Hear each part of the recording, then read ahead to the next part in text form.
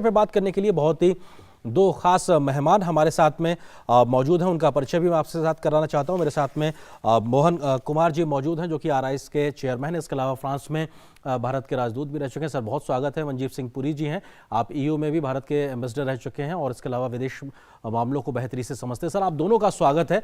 मोहन जी, मैं शुरुआत आपसे करना चाहता हूँ। किस तरीके से देखा जाए इस 15th जो वर्चुअल समिट है, उसमें क्या की नोट्स एक तरीके से कह सकते हैं, क्या बड़ी बातें कह सकते हैं अभी तक निकल के आई हैं जो हमको दिखाती हैं कि यहां से अब आगे का रास्ता एक नए तरीके से आता दिखाई पड़ रहा है? देखिए, मैं समझता हूं कि एक वर्चुअल समिट इसलिए है, कोविड की वजह से है। तो पब्लिक हेल्थ के एरिया में जो हमने डिसाइड किया है कि हम कोऑपरेट करेंगे, इंडिया और जी। ईयू, वो मेरे ख्याल में एक महत्वपूर्ण बात है। मल्टीलैटरलिज्म को लेके हमने ये डिसाइड किया है कि यूनाइटेड नेशंस हो, डब्ल्यूटीओ हो, G20 हो, तीनों में हम कोऑपरेशन जारी रखेंगे। तीसरा, हमने एक जनरल पॉइंट ये भी किया है कि हमारे शेयर्ड वैल्यूज हैं। दोनों ही अगर देखेंगे, ईयू और इंडिया दोनों ही लार्जेस्ट डेमोक्रेसीज हैं, लोकतंत्र हैं, और जो कॉमन वैल्यूज हैं, प्लूरलिज्म हो, ह्यूमन राइट्स हो, सेक्युलरिज्म हो, सब में हमारे वैल्यूज बड़े कॉमन हैं। मैं समझता हूं कि ये समझना जरूरी है कि एक महीने पहले चीन के साथ इन्होंने एक समिट किया था, उसमें जॉइंट स्टेटमेंट ही नहीं निकला ईयू और चीन के बीच में। तो वो भी मैं ये आपको बताना चाहता हूं कि सर, एक इस बात तरह को से किस तरीके से देख सकते हैं कि वहां पे बात होती है, समिट होता है, लेकिन ज्वाइंट स्टेटमेंट नहीं आता, लेकिन यहां जब समिट होता है तो एक ज्वाइंट स्टेटमेंट आता है। इन दोनों को हम किस तरह से मिला के देख सकते हैं? नहीं, ना सिर्फ जॉइंट स्टेटमेंट है, एक रोड मैप हो गया जी। है। 2025 मतलब 2025 तक का रोड मैप दोनों लीडर्स ने डिसाइड किया है आज की तारीख में। तो एक तो जॉइंट स्टेटमेंट जो आपको कहता है कि भाई मल्टीलैटरलिज्म सपोर्ट करेंगे, कोविड के खिलाफ हम फाइट करेंगे, वैक्सीन करेंगे, जो अच्छा कॉन्क्रीट मुद्दे देखेंगे। इन्वेस्टमेंट जो हुआ है पुणे भोपाल में, यूरोपियन इन्वेस्टमेंट बैंक का 550 मिलियन यूरोस का इन्वेस्टमेंट होगा, वो अगर देखेंगे। रिसर्च जो होगा वैक्सीन और फार्मास्यूटिकल्स में, यूरोपियन इन्वेस्टमेंट बैंक जो इंटरनेशनल सोलर अलायंस में इन्वेस्टमेंट करेगा। तो मैं समझता हूं ये ना सिर्फ जनरल है जॉइंट स्टेटमेंट, ये जॉइंट स्टेटमेंट और ये जो रोड मैप दोनों को जी। साथ में पढ़ना चाहिए। काफी कॉन्क्रीट मुद्दे पर हमने ये डिसाइड किया है कि हम कोऑपरेट करेंगे। ये सब ठीक है, लेकिन सवाल ये है कि इसको अगले लेवल पे कैसे लिया जाए। हम्म। ये एम्बेसडर मनजीव पुरी बहुत अच्छी तरह जानते हैं, क्योंकि वो एम्बेसडर रह चुके हैं जी। ब्रसल्स में। मैं समझता हूं कि अब भी रिलेशनशिप थोड़ा बिलो पोटेंशियल है। तो अच्छा हुआ कि ये दोनों लीडर्स मिले हैं, इन्होंने काफी रोड मैप डिसाइड किया है। मेरा इंटरेस्ट जो है स्पेशली वो ट्रेड एंड इन्वेस्टमेंट में है। हम्म। तो उसमें उन्होंने ये कदम उठाया है कि भाई मंत्री लेवल पे एक हाई लेवल डायलॉग होगा। लेकिन मैं थोड़ा बहुत डिसअपॉइंटेड इसलिए हूं जी। कि एक अगर डेडलाइन होता तो अच्छा रहता। उन्होंने हम्म। थोड़ा ओपन एंडेड कर दिया। उन्होंने जी। कह दिया कि भाई मंत्री दोनों मिलेंगे, बात करेंगे, पॉलिटिकल गाइडेंस देंगे। ईयू और इंडिया के बीच में एक प्रॉब्लम यह है कि हम काफी मुद्दे पर हम सहमत हैं, इसमें कोई प्रॉब्लम नहीं है। लेकिन उनके 27 देश हैं, हमारे यहां ब्यूरोक्रेसी है, ब्रसल्स है, वो एम्बेसडर मनजीव सिंह पुरी काफी अच्छा जानते हैं। सो जी। इसमें टाइम लगता है। तो मैं समझता हूं कि एक अगर डेडलाइन होता तो अच्छा रहता। लेकिन मैं समझता हूं ये जॉइंट स्टेटमेंट और ये जो रोड मैप है, उसको आज के अंतरराष्ट्रीय स्थिति देखेंगे तो एक मल्टीपोलर वर्ल्ड जो है, उसमें ईयू एक बहुत ही महत्वपूर्ण पोल है। ये जी। मानना पड़ेगा इंडियंस को। इंडियंस हमेशा हम लोग बाकी देशों के बारे में बात करते हैं, चीन, जी। अमेरिका। तो यूरोपियन यूनियन जो है वो बहुत मजबूत, बहुत महत्वपूर्ण पोल है। जी, उसके महत्वपूर्ण साथ बात सर आप कह रहे हैं कि ईयू को लेकर उसको अंडरएस्टिमेट करने की ज़रूरत नहीं है, बल्कि उस पोटेंशियल को आगे और एक्सप्लोर करने की ज़रूरत है, जो शायद अभी हो सकता है। मिस्टर पुरी, आपको लगता है कि जो बात मोहन जी कह रहे हैं, आपको लगता है कि जो फ्री ट्रेड एग्रीमेंट को लेकर भी कहीं ना कहीं बात आगे बढ़ी, भले ही डेडलाइन तय ना हुई हो, लेकिन कम से कम एक कंसेंसस बना है इस लिहाज से, और हम मिनिस्ट्रियल लेवल पर अब बातचीत होते आगे देखें, कम से कम किसी कंक्लूजन तक पहुंच सकते हैं, ये उम्मीद तो बनती है, जिसको लेकर कई समय से बात चल रही है। मैं बिल्कुल मानता हूँ ये बनती है। आप अगर मुझे माफ करें कि मोहन जी और मैं एक ही समय हम दोनों एम्बेसडर थे, तो हमारी तालमेल भी बहुत चलता। तो अगर इस कार्यक्रम में हम लोग बिल्कुल एक जैसी बात करें तो हमें इस चीज के लिए क्षमा दीजिएगा। देखिए, मैं मानता हूं कि कोविड होते हुए भी ये दोनों नेता वहां के ईयू के और प्रधानमंत्री मोदी मिले, ये इस चीज का संकेत देता है कि दोनों साइड बिलीव करते हैं कि उनको जो भी पास्ट में स्लोनेस वगैरह हो उसको आगे तीव्रता देनी है और इस पोटेंशियल को रियलाइज करना है। ये मुझे सबसे ज्यादा अहम चीज लगी है इस पर्टिकुलर मीटिंग में।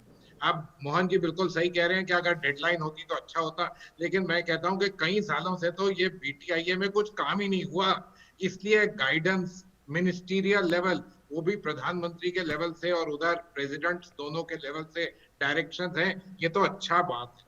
दूसरी चीज, जरा संदर्भ देखिएगा, ये कोविड का माहौल है, ग्लोबल जीडीपी मानते हैं लोग के कम से कम 5% से गिर जाएगी।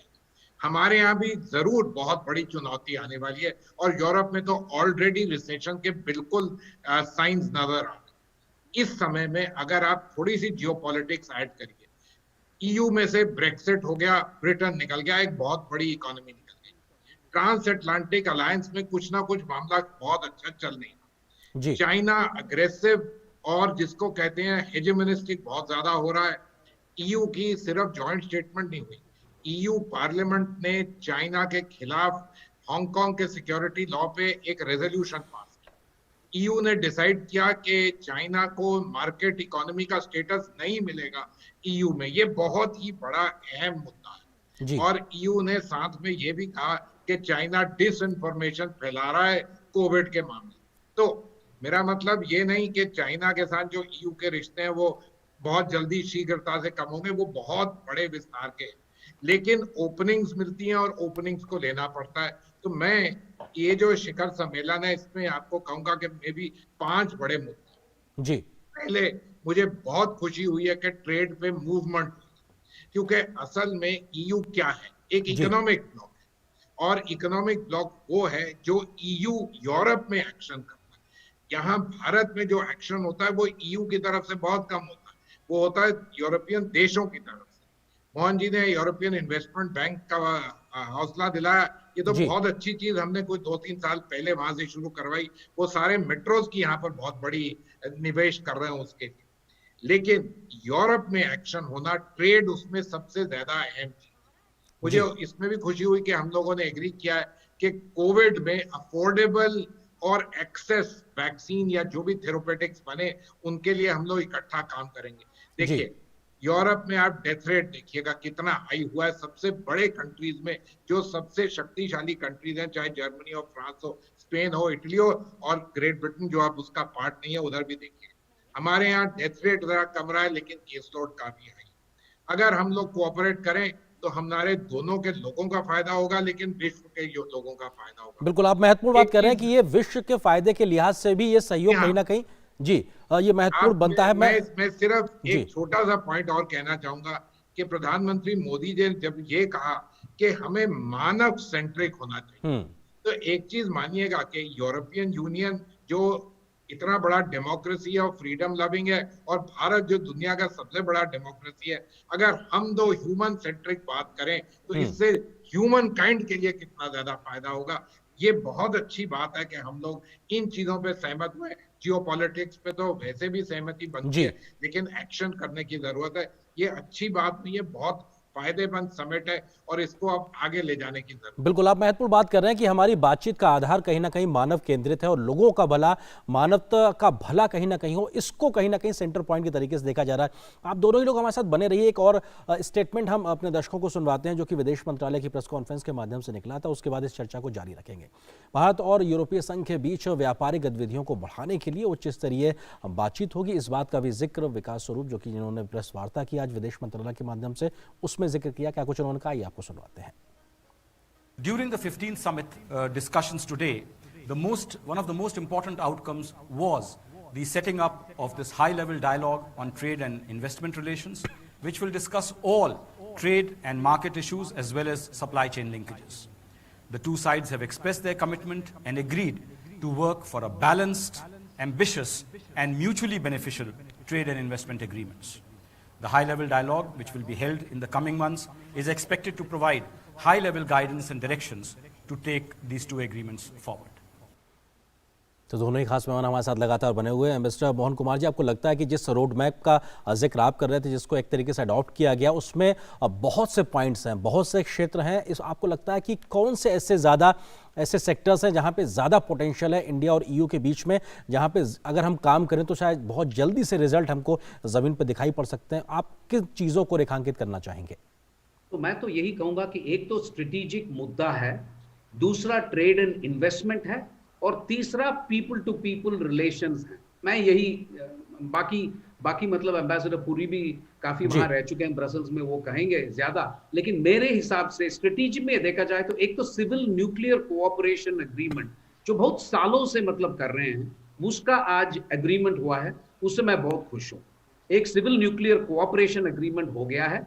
आपके दर्शकों को शायद मालूम न हो कि फ्रांस, जहां पे मैं एम्बेसडर था, सबसे बड़ा न्यूक्लियर पार्क जैतापुर महाराष्ट्र में बना रहा है। सबसे बड़ा न्यूक्लियर प्लांट जो हो रहा है, जो वो फ्रांस महाराष्ट्र में कर रहा है। इसलिए civil nuclear cooperation agreement EU के साथ एक बड़ी अच्छी बात है। दूसरा, उन्होंने मैरीटाइम कोऑपरेशन, मैरीटाइम डायलॉग के बारे में बात की है। मैं बहुत इंटरेस्टिंग मानता हूं कि उन्होंने इंडो पैसिफिक का एक्सप्रेशन यूज नहीं किया, उन्होंने इंडियन ओशन और पैसिफिक किया है। इसका वजह यह हो सकता है कि इंडो पैसिफिक थोड़ा रेस्ट्रिक्टिव है, इंडियन ओशन आप अफ्रीका के पास भी जा सकते हैं, और फ्रांस का काफी इंडियन ओशन में एसेट्स हैं, रियूनियन आइलैंड्स वगैरह, तो ये भी हो सकता है। और मैं समझता हूं, आपको देखिए, आपने क्वाड तो बना लिया इंडो पैसिफिक में, अमेरिका, ऑस्ट्रेलिया, जापान और इंडिया के बीच में, आपको फ्रांस और ईयू को लाना ही पड़ेगा इसमें, ये तो करना ही पड़ेगा। और मैं समझता हूं इंडियन ओशन पैसिफिक ही सही,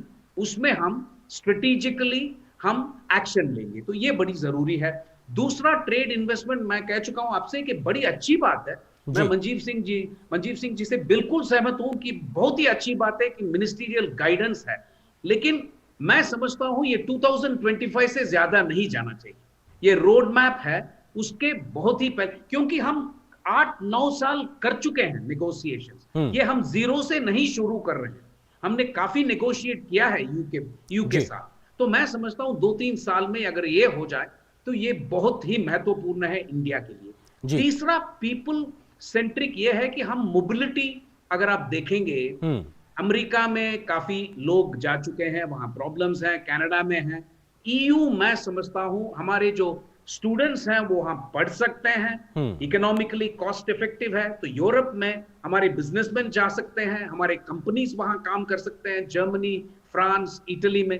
तो मैं समझता हूं ये people to people relations, economic operators के बीच में वीजा का जो मुद्दा है, ये सब भी बहुत महत्वपूर्ण है। मेरे लिए ये रोड मैप ये दिखाता है कि इंडिया ईयू का जो कोऑपरेशन है वो मल्टीलैटरलिज्म को सपोर्ट करेगा। कोविड और public health, climate change, cyber security में उन्होंने एक एक्सप्रेशन यूज किया है पहली बार, ह्यूमन सेंट्रिक डिजिटलाइजेशन। ये भी बहुत इंटरेस्टिंग है, क्योंकि हमारे यहाँ डिजिटल डिवाइड जो है वो काफी बड़ा है, और इसमें भी अगर 5G देखेंगे, हो सकता है हम अपने देश में ही 5G हम कर लें, फिर भी एरिक्सन, नोकिया का जो 5G है, और डिजिटल रेगुलेटरी फ्रेमवर्क देखेंगे, यूरोप और इंडिया में बहुत सहमत हैं। प्राइवेसी आप देखेंगे, डिजिटल एरिया में अगर आप प्राइवेसी देखेंगे, डेटा सेफ्टी, सिक्योरिटी देखेंगे, ईयू और इंडिया में काफी मतलब तक हम लोग सहमत हैं, एक ही व्यू पॉइंट है इसमें। उनका जो ये general data European regulation framework है, उसको हम बिल्कुल ही हम अडॉप्ट कर सकते हैं, और हमें ये बिल्कुल जरूरत है कि बिल्कुल, ये वक्त की जरूरत की चीज है जिसका आप जिक्र कर रहे हैं। सर, एम्बेसडर पुरी, आपको लगता है कि अब कोविड के चलते एक तरीके से दुनिया भर में एक शटडाउन सा आ गया था, उसके बाद में दोबारा से अनलॉक की प्रक्रिया कह सकते हैं, या दोबारा से शुरुआत की प्रक्रिया कह सकते हैं, हुई है। ऐसे में एक रीअलाइनमेंट दिखाई पड़ रहा है वर्ल्ड वाइड, अगर हम ट्रेड, इन्वेस्टमेंट और पूरी इकोनॉमिक एक्टिविटीज के लिहाज से बात करें। आपको लगता है कि इस नए रीअलाइनमेंट के बीच में ईयू के माध्यम से इंडिया के बीच में इन्वेस्टमेंट की बात हो, या फिर यहाँ पर नए एक एफडीआई के लिहाज से अगर बात की जाए, आपको लगता है कि उस दिशा में क्या नए संकेत दिखाई पड़ सकते हैं तब, जबकि एक ग्लोबली एक कई प्रकार के पावर बैलेंस में नए प्रकार के इक्वेशंस भी दिखाई पड़ रहे हैं? आपने बिल्कुल सही कहा। मैं 2-3 लफ्ज यूज करता हूं। एक तो लफ्ज है बेटर इकोनॉमिक्स, जो बात मोहन जी और मैं दोनों कह रहे हैं कि ट्रेड इन्वेस्टमेंट को आप बढ़ोतरी दीजिएगा। याद रखिएगा, EU is by far India's largest FDI जो इंडिया में है। ये एक हिस्टोरिक चीज है। अब आज के समय हमें इनके लिए और ओपन करना चाहिए। अब आप देखिएगा, मुझे बहुत अच्छा लगा कि कुछ ही दिन पहले प्रधानमंत्री जी ने इंडिया ग्लोबल समिट में कहा कि आत्मनिर्भर का मतलब ये है कि हम लोगों के साथ भी जुड़ना चाहते हैं। और मैं मानता हूं कि EU के कंपनीज के साथ, जिसको अंग्रेजी में कहते हैं म्यूजिक टू देयर ईयर्स, ये बात क्योंकि अभी तक इतनी खुल के किसी ने नहीं कही थी, ये बहुत अच्छी बात हुई और ये चीज वहां पर बहुत अच्छी तरह से लोग समझेंगे, क्योंकि ये कंपनी है जो पुराने समय से, कई सदियों से इंडिया में लगी हुई है और काम कर रही है और बहुत बड़े पैमाने पे निवेश लाती है। इसके साथ एम्प्लॉयमेंट जनरेशन होगा, दूसरी तरफ हमारे लोग वहां जाएं, इसमें भी वहां पर भी फायदा होगा, क्योंकि ये याद रखिएगा, Europe is going to be facing, जिसको कहते हैं ageing population, there are lot of constraints there on demography. हम लोग अगर ये चीजों को कॉम्प्लीमेंट्री करें तो इससे बहुत दोनों साइडों को जबरदस्त फायदा होगा। मैं एक और मुद्दा आपके सामने रखना चाहता हूं, संक्षेप में सर, ऑनरेबल प्रधानमंत्री ने कहा था, क्लाइमेट चेंज और रिन्यूएबल। इसकी इंपॉर्टेंस हमको हमेशा याद रखनी चाहिए कि यूरोप लीडर है इन टेक्नोलॉजीज में और हमें इनकी हेवी इंडस्ट्री में, हेवी ट्रांसपोर्ट में बहुत नीड है। बिल्कुल सर, इस विषय पे भी कहीं ना कहीं काम करने की जरूरत। सर वक्त थोड़ा सा गुंजाइश ज़्यादा दिखाई नहीं पड़ रही है। एक फाइनल कमेंट मिस्टर कुमार आपसे लेना चाहूँगा मैं। आपको लगता है कि चीन और पाकिस्तान के बारे में भी चर्चा हुई है, आपको लगता है कि ये चर्चा भी अपने आप में कई बात का संकेत देती है कि किस तरीके की स्थितियाँ, परिस्थितियाँ, किस तरह से आप इसको एक्सप्लेन करना चाहेंगे? देखिए, ये दो तरह से आप देख सकते हैं। एक दृष्टिकोण ये है कि फॉर्मल स्टेटमेंट में उन्होंने ये कह दिया है कि चीन के साथ हम यही इच्छा, मतलब हमारी आशा यही है कि भारत और चीन पीसफुली इस प्रॉब्लम को रिजॉल्व करें। अब यही एक्सपेक्ट कर सकते हैं फॉर्मली। और पाकिस्तान के बारे में क्रॉस बॉर्डर टेररिज्म पे ये यूरोपियन यूनियन ने आपको सपोर्ट दिया है। लेकिन मैं समझता हूं अंदर वाली बात ये होगी कि यूरोपियन यूनियन को भी ऐसा लग रहा है कि चीन के एक्शन जो हांगकांग में हुआ है, चीन के एक्शन जो कोरोना वायरस के समय में यूरोप के साथ हुआ है, ये सबको लेके यूरोपियन यूनियन की आशा यही रहेगी कि चीन पे डिपेंडेंस कम हो। उस तरह से भारत के लिए एक अपॉर्चुनिटी है, ट्रेड है, इन्वेस्टमेंट है, वैक्सीन है, फार्मेसी है, इसमें भारत के लिए एक अपॉर्चुनिटी, बिल्कुल एक अपॉर्चुनिटी के तरीके से हमें लेना चाहिए। बिल्कुल हो सकती है। सर फिलहाल वक्त इतनी ही इजाजत दे रहा है। आप दोनों ही मेहमानों का बहुत बहुत शुक्रिया हमारे साथ अपना कीमती वक्त साझा करने के लिए और जोड़ने के लिए। यहां से आगे बढ़ते हैं और आज की एक